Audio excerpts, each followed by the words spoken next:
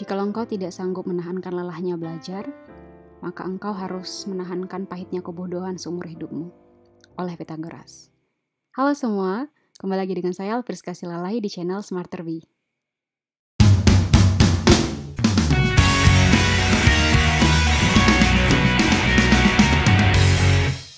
Perdana mata kuliah Digital Innovation. Di pertemuan pertama ini kita akan mempelajari topik pertama juga, yaitu tentang computational thinking. Nah, berikut ini adalah outline dari perkuliahan kita. Antara lain, introduction, tujuan pembelajaran, bagaimana sejarah computational thinking, apa itu definisi dari computational thinking, contoh-contoh aplikasi dari computational thinking, batasan-batasan dalam computational thinking, dan yang terakhir adalah referensi. Nah, sebelum saya lebih lanjut lagi, saya ingin bertanya, kira-kira kalian adalah yang mana dari 3 pilihan ini? Apakah saya biasa mengerjakan suatu masalah dengan computational thinking? Atau yang kedua, saya ingin mempelajari lebih lanjut tentang computational thinking? Dan yang ketiga, opsi yang terakhir, saya tidak yakin dengan computational thinking. Nah, coba dijawab masing-masing di dalam hati ya, kira-kira saya yang mana? Kemudian, berikut ini adalah tujuan pembelajaran kita. Yang pertama adalah bisa tepat dalam mendefinisikan konsep computational thinking. Berikutnya akan saya singkat computational thinking itu menjadi CT ya. Yang kedua adalah mampu memberikan contoh-contoh aplikasi dari konsep berpikir komputasional atau CT. Dan yang terakhir adalah dapat dengan tepat menjabarkan batasan-batasan dari konsep computational thinking. Oke, kalau begitu apa itu berpikir komputasional atau computational thinking? Oke, namun sebelum kita jawab ini, kita akan membahas dulu sejarah singkat tentang computational thinking. Nah, pada tahun 1960 sampai 1990, CT itu diawali dengan algoritma atau CT itu diawali dengan algorithmic thinking, di mana dalam algorithmic thinking ini fokusnya adalah creating programs, algorithmic programming, dan pada tahun ini there was no ICT. Di sini belum ada ICT. Nah, selanjutnya pada tahun 1990 di era ICT, step back basic computer literacy, the capability to use today technology. Jadi ini adalah fase awal di mana komputer itu digunakan. Berikutnya adalah awal tahun 2000 di mana efek dari ICT itu menghasilkan beberapa kemampuan untuk menghasilkan teknologi. Dan yang terakhir, pada tahun 2006, J. Wings mencetuskan tentang computational thinking, di mana ada 3 kompetensi dasar yang terkait atau termuat dalam CT ini, yaitu 3R, reading, writing, dan arithmetic. Dan yang terakhir itu adalah computational thinking. Nah, ada beberapa ahli dalam CT ini. Yang pertama adalah Seymour Papert dari MIT yang membuat suatu ide dengan judul buku itu In Mainstream, Children's Computer and Powerful Idea. Itu bukunya itu adalah Basic Book Incorporation tahun 1980. Dan yang kedua, CT ini juga dipopulerkan oleh Janet M. Wings pada tahun 2006 dengan bukunya itu tentang Communication of the ACM pada volume 49 dan seterusnya. Nah, kalau begitu apa keunggulan computational thinking? CT merupakan suatu sikap dan keterampilan yang dapat diterapkan secara universal sehingga tidak hanya ilmuwan komputer saja yang akan bersemangat untuk mempelajarinya dan menggunakannya. Itu menurut J.M. Wings dalam bukunya Computational Thinking. Nah, berikut ini adalah beberapa definisi CT. Ada 2. Yang pertama itu Janet M. Wings itu menyatakan bahwa computational thinking is a thought process involved in formulating Computational thinking is a thought process involved in formulating problems and their solutions so that the solutions are presented in a form that can be effectively carried out by an information processing agent. Nah, selanjutnya ada juga menurut Yadav et al., computational thinking merupakan the mental activity for abstracting problems and formulating solutions that can be automated. Oke, dan banyak lagi definisi dari Siti dari banyak expertise atau para ahlinya. Oke. Nah, berikut ini adalah contoh dari computational thinking. Yang pertama itu adalah tentang pipelining a graduation ceremony. Jadi, Randy Bryan sedang memikirkan bagaimana cara mempercepat diploma pada saat dimulai dengan penempatan yang cermat di mana individu berdiri. Dia kemudian merancang saluran atau lorong yang efisien saat pembacaan nama setiap lulusan dan penghargaan. Setiap orang dapat menerima ijazahnya, kemudian mendapatkan jabat tangan atau pelukan. Di luar negeri biasa ya, setiap kali graduation itu mendapatkan pelukan juga, dari dekan. Dan kemudian fotonya diambil. Jaluran pipa atau pipelining ini memungkinkan aliran siswa yang stabil untuk berbaris melintasi panggung, jadi tidak crowded gitu. Oke, meskipun sistem rancang ini berhenti setiap kali terjadi atau prosesi topi lulusan itu dilempar atau pada pelukan dengan dekan, maka tapi konsep dari computational thinking ini cukup baik dilakukan untuk mengatasi masalah tentang graduation ceremony ini. Nah, yang kedua adalah predicting climate change. Jadi, memprediksi perubahan iklim global hanya mungkin karena model komputer hanya memungkinkan jika menggunakan model komputer yang canggih. Menurut kantor meteorologi Inggris, satu-satunya cara untuk memprediksi cuaca sehari-hari dan perubahan iklim dalam rentang waktu yang lebih lama adalah dengan menggunakan model komputer. Namun, teknik Siti sangat dibutuhkan agar bisa menghasilkan solusi pada masalah ini.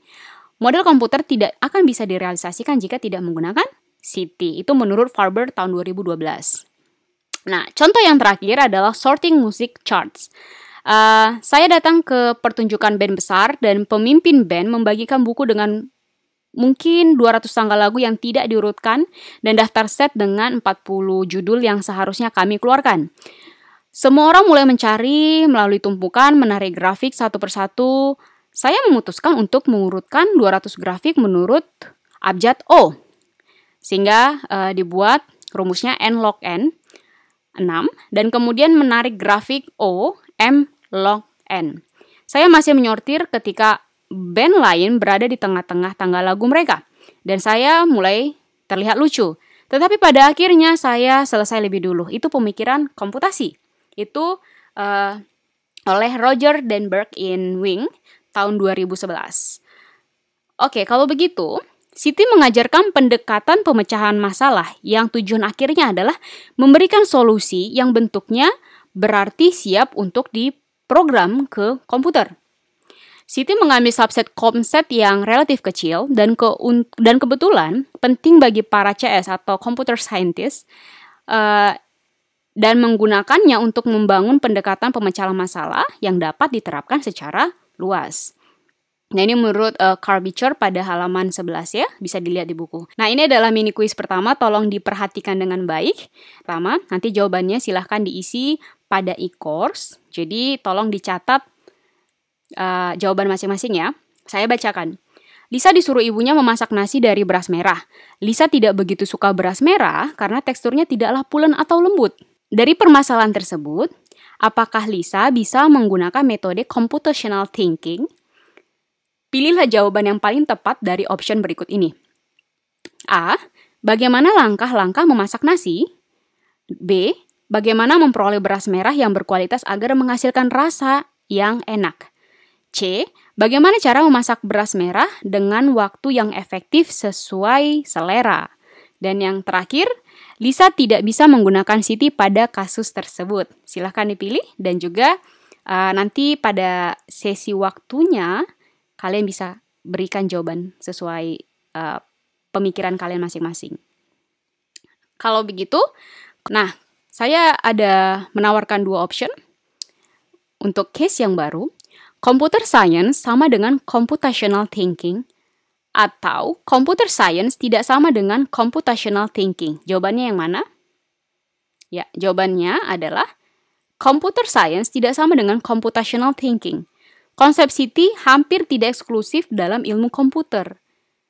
Computational thinking itu wajib, tapi tidaklah hal yang wow bagi para computer scientist. Maka dari itu computational thinking itu lebih universal untuk semua lini. Karena merupakan suatu proses menyelesaikan masalah. Oke, menurut David Heinemdinger, pada tahun 2010 menunjukkan bahwa membangun model, menemukan kesalahan, mengoreksi dan mengevaluasi kesalahan, menggambar diagram, menganalisis, itu merupakan bagian dari kegiatan ilmiah. Dan kegiatan ilmiah ini juga merupakan computational thinking. Nah, saintis telah lama menganjurkan bahwa komputasi adalah kaki ketiga dari proses ilmiah, bersama teori dan eksperimenta tentunya. Dan pemikiran komputasi itu penting untuk menjaga, dan pemikiran komputasi itu penting untuk pekerjaan mereka, gitu. Jadi bisa kita simpulkan seperti ini. Ketika ada masalah, maka kita akan membuat suatu rancangan solusi supaya nanti masalah tersebut bisa diselesaikan. Nah, untuk menyelesaikannya dari rancangan solusi yang kita buat itu bisa berupa eksperimen, bisa berupa teori, dan bisa juga dengan simulasi yang bisa juga merupakan simulasi yang hanya dapat digunakan jika kita memiliki konsep berpikir computational thinking. Seperti itu. Oke? Nah, ini adalah hal-hal yang perlu diperhatikan dalam computational thinking. Yang pertama adalah maturity, kedua adalah efficiency, dan yang terakhir adalah perceived imperialism. Jadi, kedewasaan,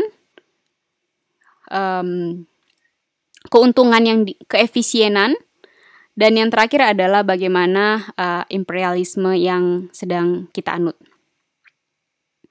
Oke? Nah, ini adalah mini kuis kedua. Tolong juga dicatat jawaban Anda, bukan soalnya. Saya bacakan ya.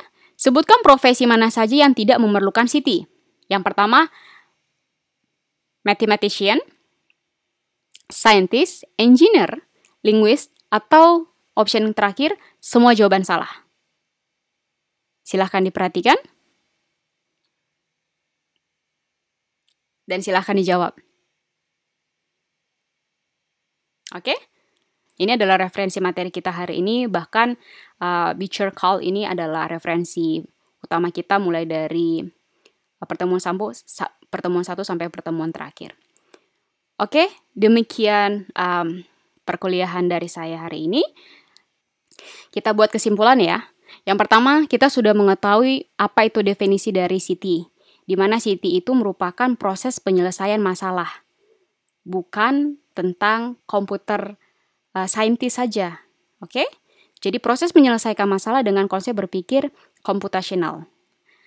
Yang kedua adalah contoh-contoh aplikasi dari Citi. Itu banyak bisa kita jumpai apapun itu selama kita bisa menyelesaikannya secara komputasional, itu bisa. Oke? Dan yang terakhir adalah batasan-batasannya. Batasan-batasannya adalah bisa kita lihat di sini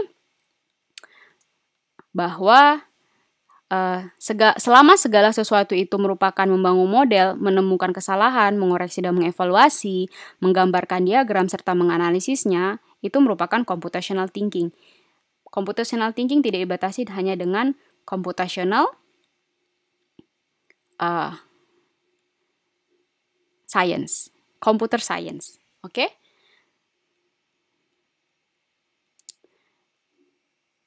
Seperti biasa, jika ada pertanyaan bisa ditanya pada forum diskusi yang ada pada e-course. Demikian pembelajaran kita hari ini. Tetap sehat dan sampai ketemu lagi pada sesi berikutnya.